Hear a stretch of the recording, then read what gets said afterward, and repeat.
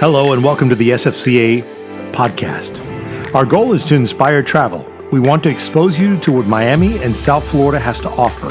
From Key Biscayne to Coconut Grove, South Beach to Calle Ocho and everywhere in between.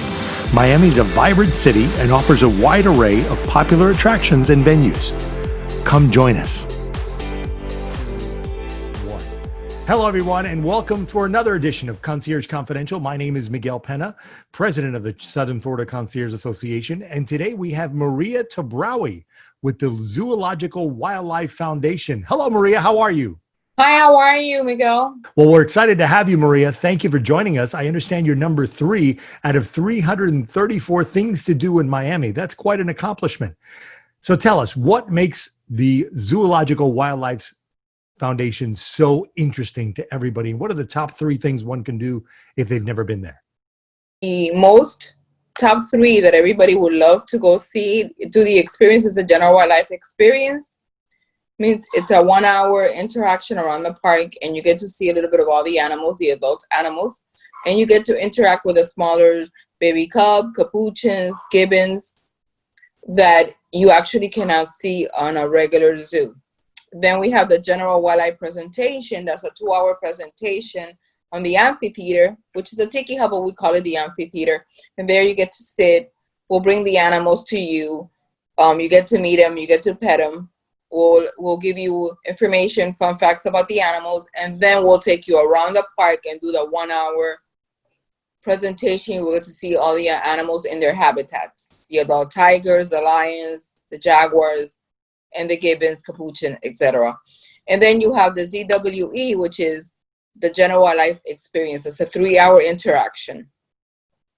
And there, you get to see a little bit of the different, let's say we have an interaction of 4 or 5 felines. You get to see them. You get to see the capuchins up close and personal. And you get to see many more animals that the general or the 2-hour presentation won't give you. And you will get to see the interaction around the park. Perfect. Now, all this has to be reserved in advance, and you're open 7 days a week from 9 to 6. Correct. You would have to call in advance to the reservation, or you can do it through Peak. That's another way of making the reservation itself, or through Groupon if there's any specials as well. Okay, and what is Peak? Peak is a sort of travel agency, peak.com, and you're able to book your tour there. And you don't have to actually call in and give your credit card for people that don't like to give their credit card information over the phone or via email. Okay, so they're either directly through Groupon or through Peak. You can book it. Available 7 days a week. It's 9 to 6.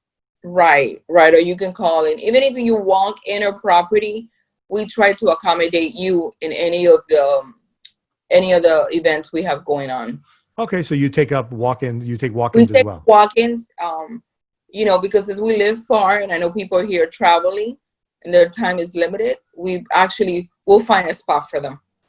Okay, perfect. Now, considering we've gone through this pandemic and continuing on through the pandemic, it's been a few months. I'm sure it's had a change in the animals since they're so used to seeing people, and now all of a sudden they only probably see their caretakers. How do you handle that, and what have you observed from the animals' perspective? Well, our animals are very well taken care of, and they're used to seeing the trainers, the tour guides, and we have sometimes 100 people inside the property at a given time. So yes, it's been almost 2 months and a half that it's only the skeleton crew working with them. So it's a little weird, The animals are used to seeing people, and they love it. I mean, you can see in them. So now it's like, even though we have our staff that will come and clean and feed the animals and do the interaction with them, walk them, interact with them, so they don't lose that interaction that they're supposed to have when they see the humans, when they see people. Okay. So it's different. Perfect. How many species did you mention you had? We have 50, but we have 25 to 30 different species in our property, and a total of 150 plus animals. Nice. And that's not counting the reptiles and birds that we have. So for that one person that's never been to the park, what can they expect to experience? Mind you, they've made their reservation, what have you. What do you think what's the best thing for a person that's never been to an interactive park? What would they want to experience? I think that they should do the 2 hour, the general wildlife presentation, the 2 hour experience, or the general wildlife, because everything has a different budget. So depending on the budget that you have, and especially if you have a family of 4 or 5 or 6, so those two would be the best, because you get to see a little bit of everything. You get to walk around the property, and there's the primates, a little bit of the felines that you can interact with, and then you can also do the encounters. That's a separate price for felines and capuchins and gibbons. Okay. So accommodate to your needs. Perfect. And is there weather permitting? You can do this rain or shine. Doesn't make a difference. The area protected.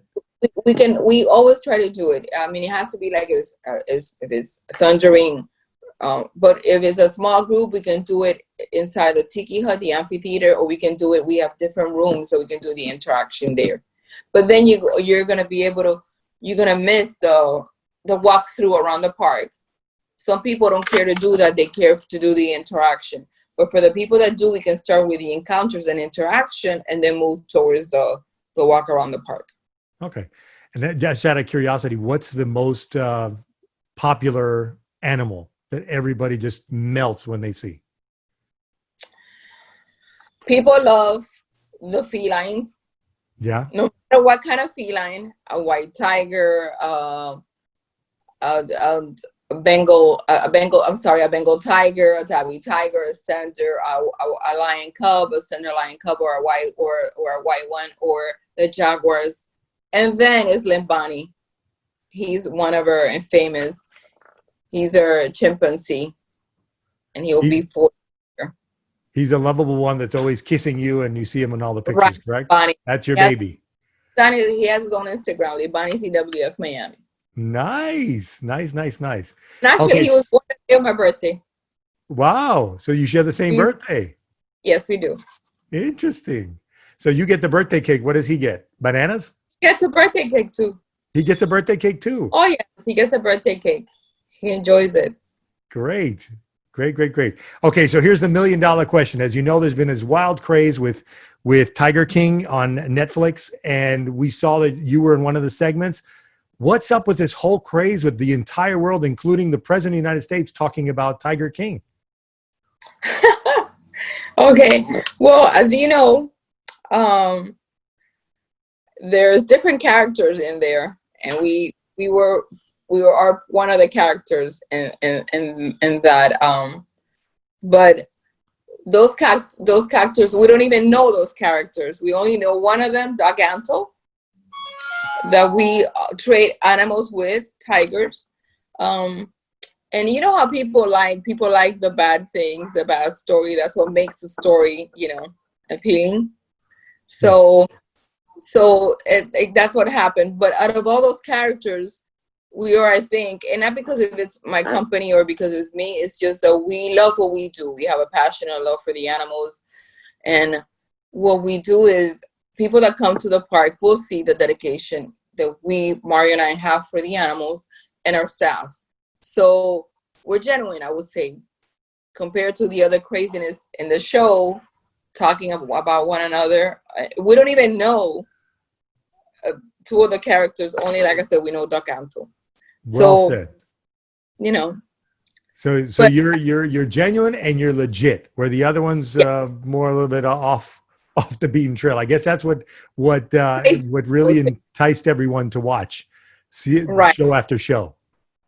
And I think because people were home, that also made a boom. True. I would never think that would be so popular, but it was. And you've got a good little piece in there. I saw the closet with all the clothes. All that clothes belongs to the one chimpanzee or various? No, they're capuchins, gibbon clothes. And usually when mothers don't take care of the primates, we get to become the surrogate mom. And I would say a primate lover. So like Mario loves felines, I love primates. So, usually when they're babies, I think they're my babies. So I like to take care of them, and I get them a crib.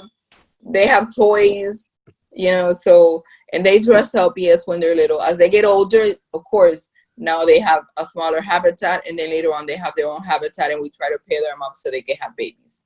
Now, are they very jealous amongst each other for your attention, or not really? No, because I take care of certain babies, and then after a certain time, I delegate them to other caretakers. So they're not only attached to one. They can be very attached and jealous and will bite someone if that only one person. But if you start giving chances to other tour guides and caretakers, then the animal will get along with everybody. Okay, he learns to socialize with other individuals, and it works out perfect.